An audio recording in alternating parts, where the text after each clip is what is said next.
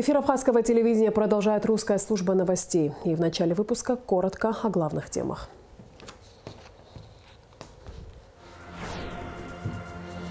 Самая кровопролитная операция, которая стала залогом будущей победы. В Абхазии отмечают 30-ю годовщину мартовской наступательной операции. Пути решения сложной демографической ситуации в республике обсудили в Центре социальных исследований при президенте Абхазии.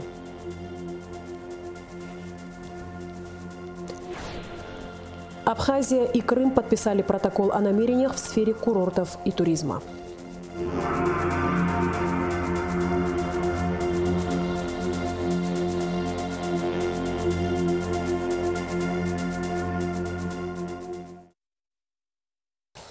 – 15-16 марта – одна из самых скорбных дат в новейшей истории Абхазии. 30 лет назад, в ночь на 16 марта 1993 года, началась наступательная операция по освобождению Сухума. 222 погибших, сотни раненых, 23 бойца пропали без вести. Тела многих из них удалось найти только после войны. Таков итог неудачной операции, которая все же стала залогом будущей победы.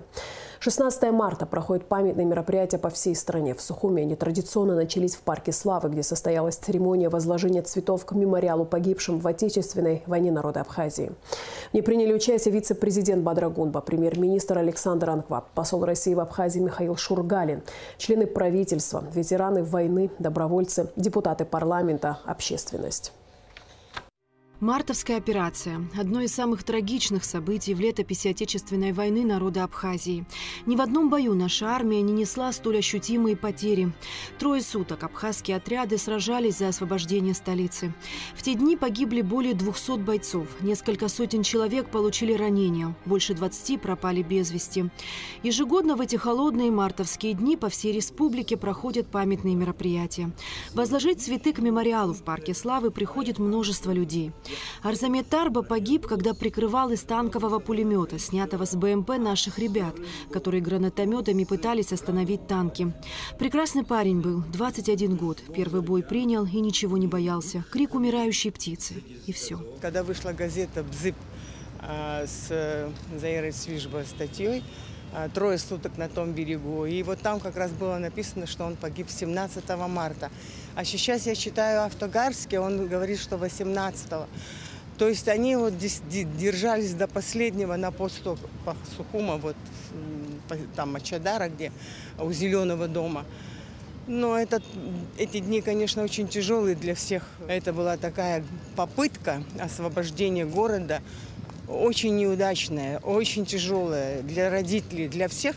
Но она, наверное, как-то определила, что дальше нам нельзя оставаться, и надо освобождать город во что бы то ни стало, чтобы с почестями похоронить наших детей. Что, собственно говоря, сделали. Отомстили. А мщение – это победа, это наша независимость, это наша свобода. В ночь с 15 на 16 марта абхазские бойцы форсировали Гумисту и овладели стратегически важными высотами близ Сухума.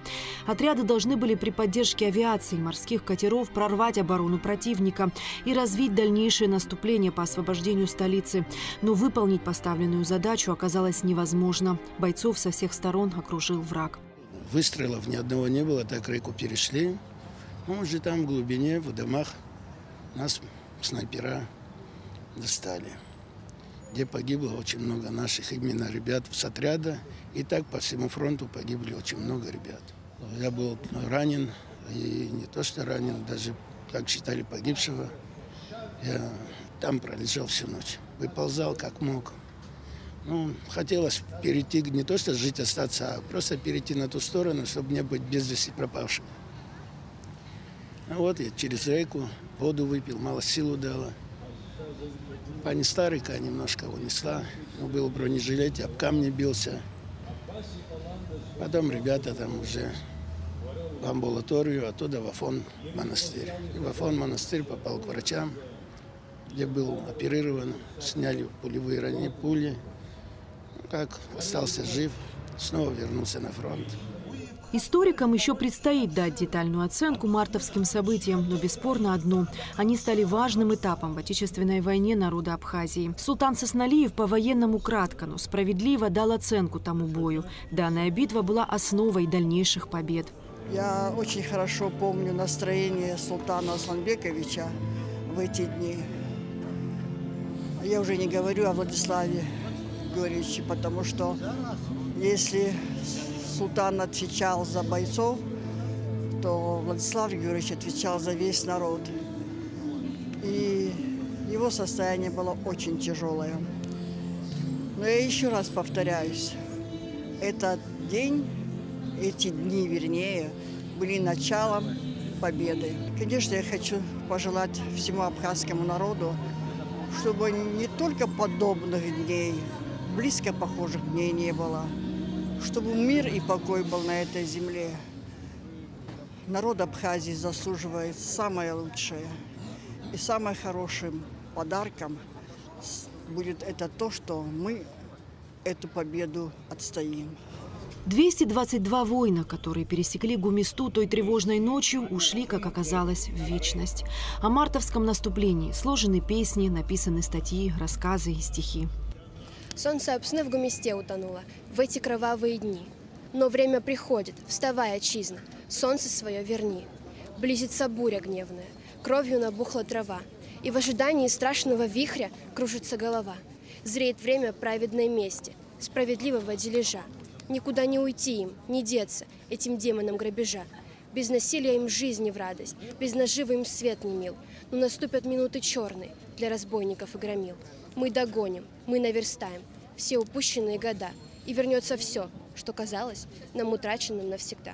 Как нам рассказывала наша классный руководитель она нам говорила, ее родной брат воевал, и он получил большое ранение, когда он пришел домой. После его мать легла на порог и сказала: если ты меня уважаешь и любишь, ты не перейдешь этот порог. А он перешел порог, обцеловал ее, сказал: прости, мама, но я пойду воевать. Спасибо им за то, что они принесли победу, за то, что мы сейчас ходим здесь, радуемся, улыбаемся, и то, что светит так солнце постоянно. Март 93-го навсегда остался в истории абхазского народа скорбной датой.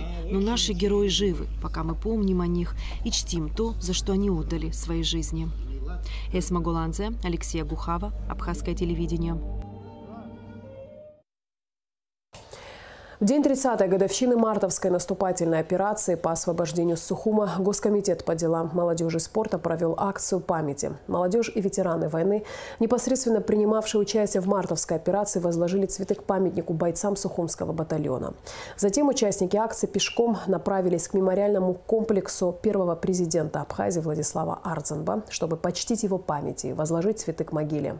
Собравшиеся минутой молчания почтили память погибших бойцов. Школьники прочли стихи о войне, ветераны поделились воспоминаниями. На экране, установленном у подножья мемориала первого президента Абхазии Владислава Ардзанба, была показана видеохроника событий марта 1993 года.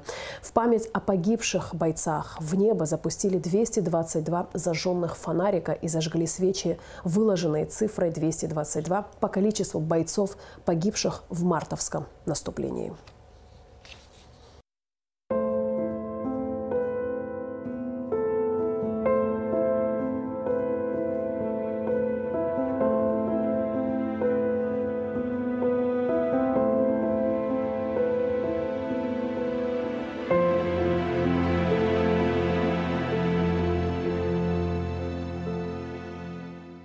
«222 человека сложили головы за ваше будущее, за нашу историю, за нашу землю.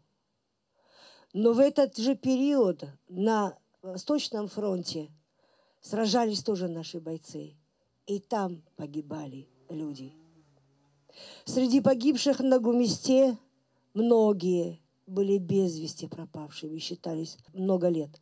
Все это болью отражалось в сердцах наших матерей, наших братьев и сестер, наших отцов, которые рано очень посидели. Как готовилось мартовское наступление? Почему абхазской армии не удалось выполнить поставленные задачи? Что происходило после неудавшейся попытки освобождения столицы? В нашей сегодняшней программе смотрите передачу «Гугуцы в Ардане. Гумиста. 30 лет спустя». Надежды были большие, конечно, на успех этой операции. Вот в январе месяце у нас была неудачная там наступательная операция. Она не такого масштаба была, как в марте месяце, но была тоже неблагополучно завершена для нас. И мы, казалось, извлекли опыт из того, что произошло тогда. И мне кажется все-таки, что сама операция, она подготовлена была неплохо. Но исполнена была она недостаточно успешно и хорошо. Но здесь можно понять, конечно, любая армия, она формируется в процессе войны, приобретение боевого опыта необходимо для успешных боевых операций. Этого было недостаточно, конечно. Поэтому подготовка военного состава и особенно командиров была недостаточна для того, чтобы осуществить такую масштабную операцию в это время. Президент Аслан Бжаня решил перейти на самоизоляцию во вторник, 14 марта, после проявления симптомов недомогания, сообщает пресс-служба главы государства. Экспресс-тестирование на антиген COVID-19 показало положительный результат. Также проведено лабораторное ПЦР-тестирование для определения наличия инфекции с высокой точностью. В настоящее время ожидаются результаты. В целях недопущения распространения инфекции Аслан Бжаня принял решение перейти на самоизоляцию до получения результатов точного лабораторного тестирования. К другим темам. Смертность в Абхазии впервые превысила рождаемость. Центр стратегических исследований провел круглый стол, посвященный проблемам демографии. Ряд экспертов высказали мнение о сложившейся в республике ситуации и предложили концепции развития демографической политики. В обсуждении, которое модерировал директор ЦСИ, доктор филологических наук Вячеслав Чирикба, участвовали представитель Минздрава Беслан Кация, заведующая родильным отделением республиканской больницы Белла Пилия, председатель Госкомитета по репатриации Вадим Харази, представители миграционной службы и АГУ. В работе круглого стола принимала участие наша съемочная группа. Репортаж Рады Чачава. Модератор встречи, директор ЦСИ Вячеслав Чирикба, открывая круглый стол, отметил, что на данный момент существует необходимость решения важнейшей демографической проблемы. Эпидемия COVID-19 крайне отрицательно сказалась на всем обществе, и уровень смертности населения впервые превысил уровень рождаемости. Можно выделить 5 угроз, которые негативно влияют на динамику народонаселения нашей страны. Первый – это уровень жизнеобеспечения. Слабый уровень медицинских услуг, из-за чего приходится возить тяжелых больных в Россию или в Грузию. Высокий уровень смертности, связанный с последствиями эпидемии COVID-19. Высокая смертность от несчастных случаев, особенно дорожно-транспортных происшествий, от которых в основном страдает титульная нация. Другой угрозой является интенсификация миграционных процессов. Во-первых, это миграция традиционно сельского населения из села в города и принятие ими городского образа жизни, что влечет за собой резкое снижение рождаемости. Другим еще более серьезным фактором является непрекращающаяся, а последние годы, особенно в связи с ситуацией на Украине, усилившаяся миграция в Абхазию неместного населения. В своем докладе директор Центра стратегических исследований указал на проблему неконтролируемой миграции, отмечая, что миграцию неместного населения, оседающего впоследствии в Абхазии, нельзя игнорировать. Наше общество стоит перед дилеммой. С одной стороны, необходимо запустить процесс бурного экономического роста, что хорошо для экономики и что позволит существенно поднять экономическое положение населения. Однако это же неизбежно приведет к необходимости приглашения в Абхазию десятков тысяч обслуживающего персонала извне, большая часть которого постарается в Абхазии остаться еще вместе с семьями. В результате сильно изменится этнический состав населения со всеми поистине плачевными для государства образующего этноса последствиями. Заместитель начальника миграционной службы Эдуард Гамисони в ответ парировал, что на территорию республики чаще всего приезжают именно трудовые иммигранты. И цифра их в основном, вот я анализ сделал за 5 лет, в среднем до 4000 постоянно их здесь находится. В основном это из Средней Азии. И Российская Федерация. С Российской Федерации тоже приезжают, на заработки уезжают. Вячеслав Чирикба также подчеркнул, что существует 2 способа выхода из сложившейся ситуации. Интенсивный, то есть решение проблемы путем повышения рождаемости, и экстенсивный – увеличение миграционного населения. Вячеслав Чирикба отметил, что политика репатриации чрезвычайно важна. Он предложил выработать меры улучшения демографической ситуации. выработать концепцию демографической политики Республики Абхазия. Вторая мера – принятие на основе концепции демографической политики Абхазии государственной демографической программы, призванной разработать конкретные меры по существенному улучшению демографической ситуации в Абхазии. Кроме того, необходимо осуществление грамотной пропаганды многодетных семей в прессе, на телевидении, разъяснение насущной важности для нашего общества повышения рождаемости. Необходима выплата ежедневных пособий роженицам для покрытия расходов в роддоме. Осуществление материальной помощи молодым семьям, начиная со второго ребенка в виде ежемесячных субсидий. И последнее, что я предлагаю, принять закон Республики Абхазия о демографической безопасности Республики Абхазия, регулирующий процессы в этой области. Сотрудница отдела языковой политики ЦСИ Астанда Хашба в свою очередь отметила, что современная миграционная проблема Абхазии корнями уходит в историческое прошлое и связана с восстановлением демографической базы генофонда народа. Насильственные выселения местного населения в Османскую империю и дальнейшая политика царской России привели к серьезным этнодемографическим изменениям.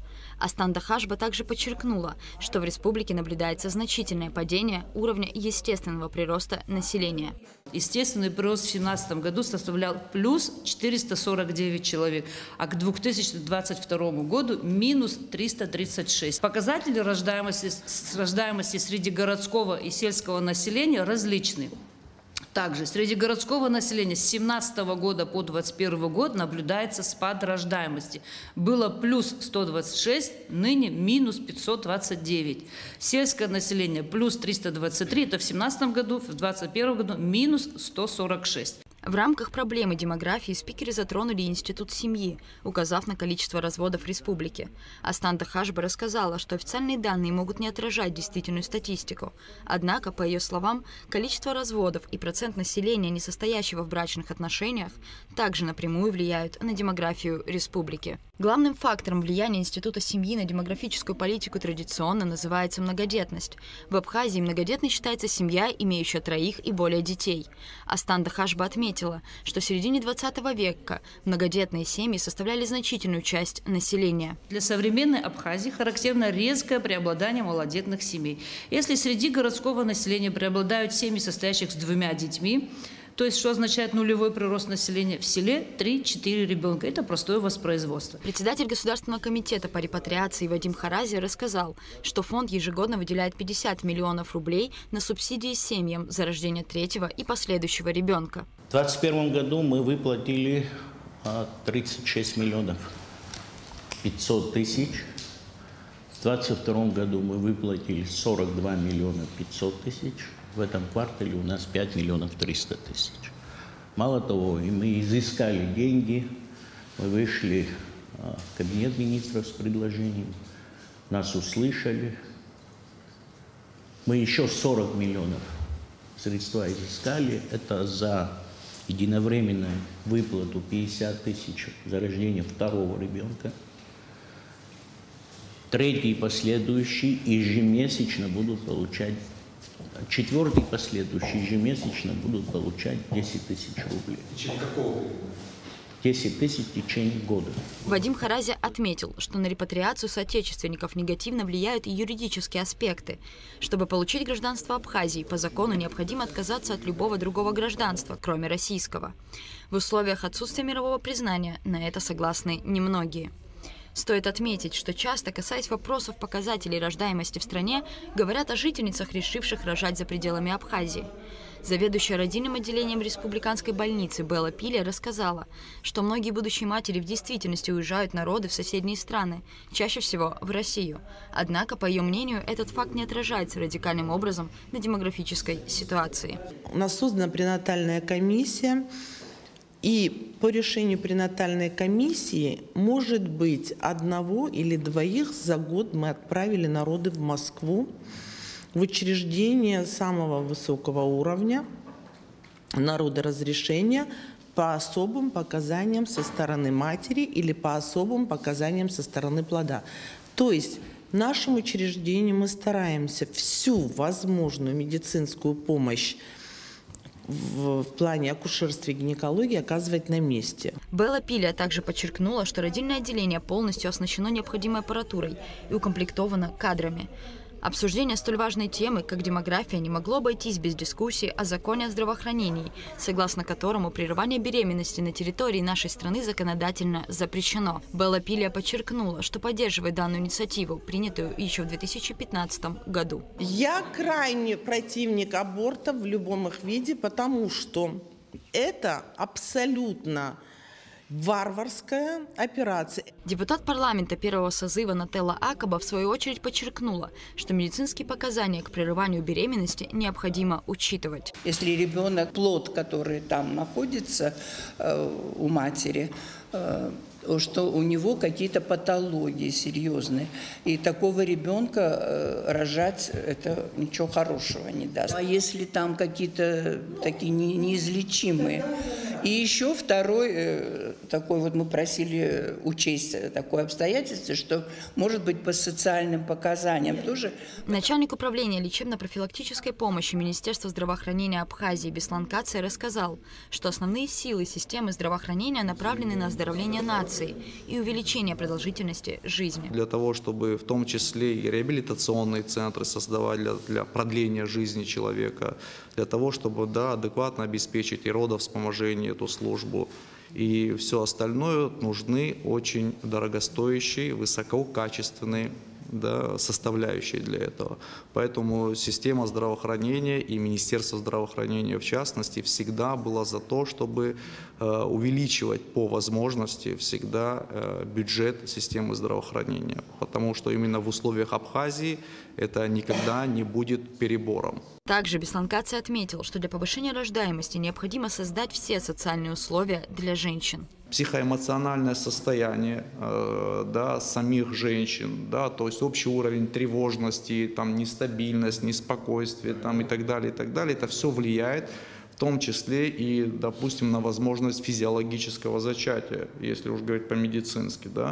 Поэтому весь комплекс задач должен быть нацелен на том, чтобы по большому счету создать условия и в этом плане убедить женщину в том, что она может спокойно рожать детей. Для улучшения демографической политики в республике, по мнению участников встречи, необходим планомерный и консолидированный подход к решению существующих проблем.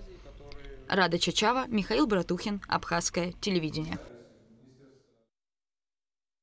Сотрудники УГАИ и МВД продолжают рейдовые мероприятия по профилактике и предупреждению правонарушений на дорогах республики. Об этом в материале пресс-службы Министерства внутренних дел. Вот уже несколько месяцев по приказу министра внутренних дел Вальтера Будба сотрудники милиции работают в усиленном режиме. Рейдовые мероприятия по профилактике и предупреждению правонарушений на дорогах страны проводятся ежедневно. И ежедневно сотрудники милиции выявляют случаи вождения автомобиля в нетрезвом состоянии. Ход профмероприятий по всей республике контролирует заместитель министра внутренних дел Беслан Чкадуа. Патрульные экипажи выезжают на рейды с оперативным составом. Особое внимание уделяется автомобилям без госномерных знаков, а также с тонированными стеклами и отсутствию ремней безопасности.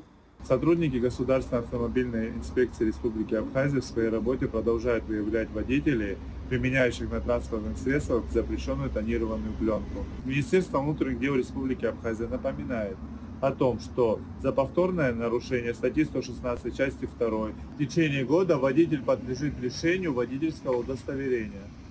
По-прежнему сотрудники выявляют водителей, управляющих автомобилями в нетрезвом состоянии. Правоохранители надеются, что разработанный ими проект закона по ужесточению штрафов за вождение в нетрезвом состоянии поможет в еще более короткие сроки повлиять на улучшение дорожной ситуации и снижение числа ДТП в стране. Кроме того, сотрудники милиции напоминают о важности пристегивания ремней безопасности.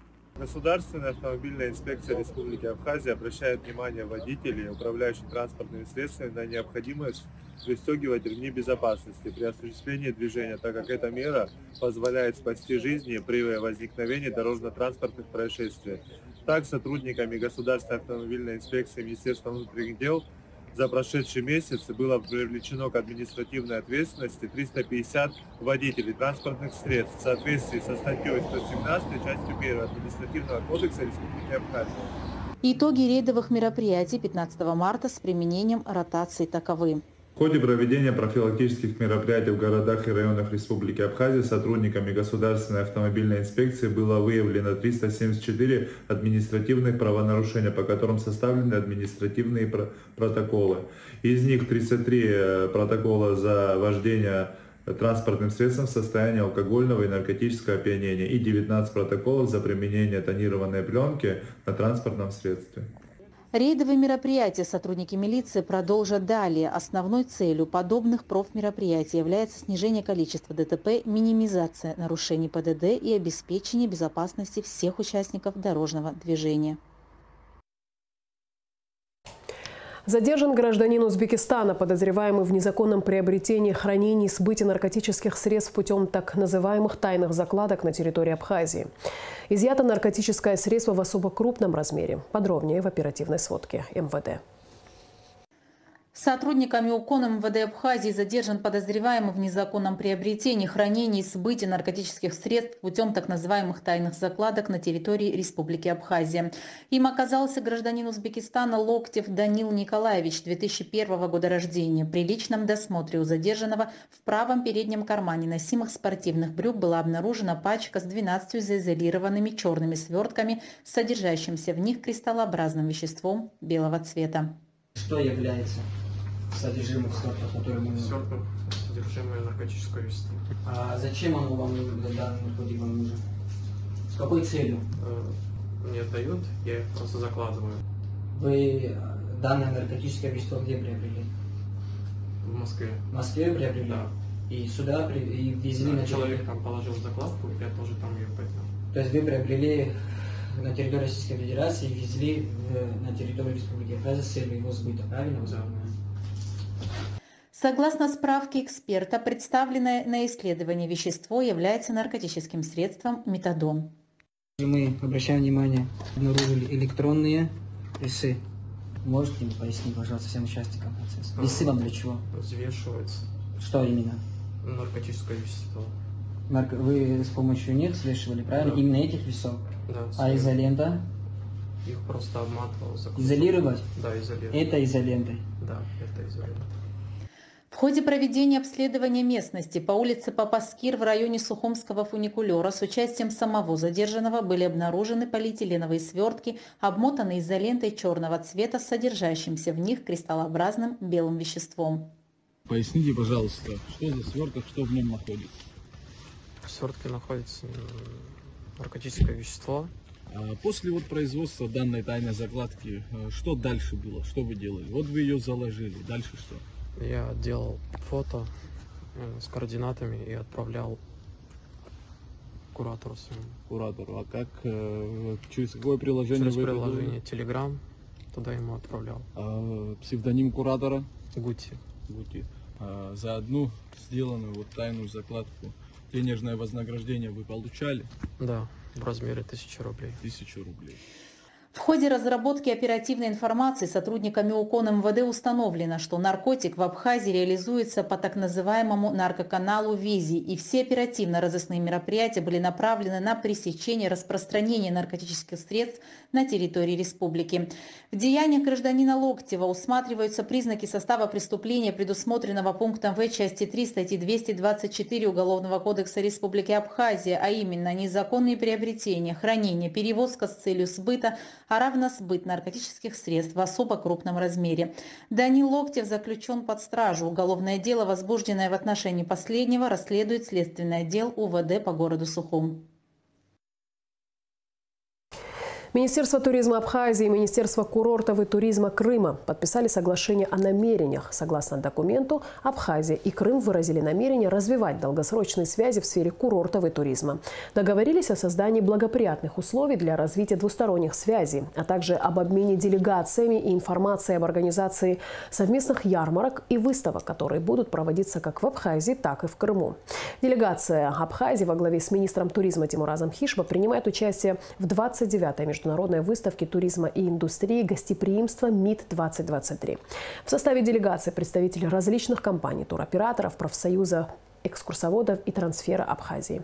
Наша страна представила свою продукцию на стенде в виде гаагрской колоннады. Является одной из самых известных достопримечательностей не только Гагры, но и республики. В этом году на МИД-2023 свой туристический потенциал представляют 57 российских регионов и 24 страны. Абхазия в списке лидеров направлений в летнем сезоне текущего года, сообщает РИА Новости со ссылкой на исполнительного директора Ассоциации туроператоров России.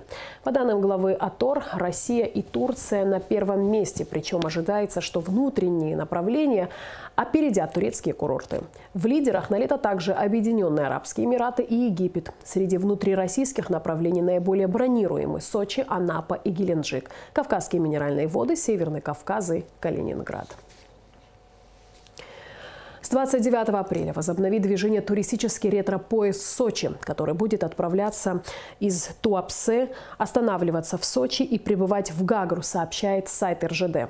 Состав станет курсировать до ноябрьских праздников ежедневно, кроме вторников. По средам отправление в Абхазию запланировано от железнодорожного вокзала Сочи, а не из Туапсе. Дизайн вагонов ретро-поезда выполнен в стилистике 80-х годов прошлого века. При этом начинка состава полностью соответствует современным требованиям комфорта в пути следования. 17 марта в Абхазской государственной филармонии состоится закрытие Дней культуры Чеченской Республики. Завершатся Дни культуры Чечни концертом Государственного академического ансамбля народного танца «Вайнах». Начало в 18 часов. Вход свободный. И в завершении выпуска информация о погоде.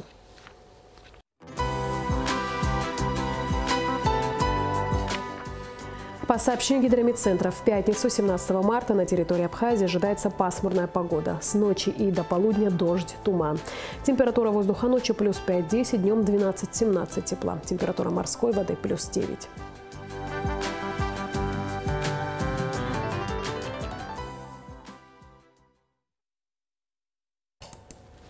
На этом наш выпуск завершен. Я с вами прощаюсь, а абхазское телевидение продолжает свою работу.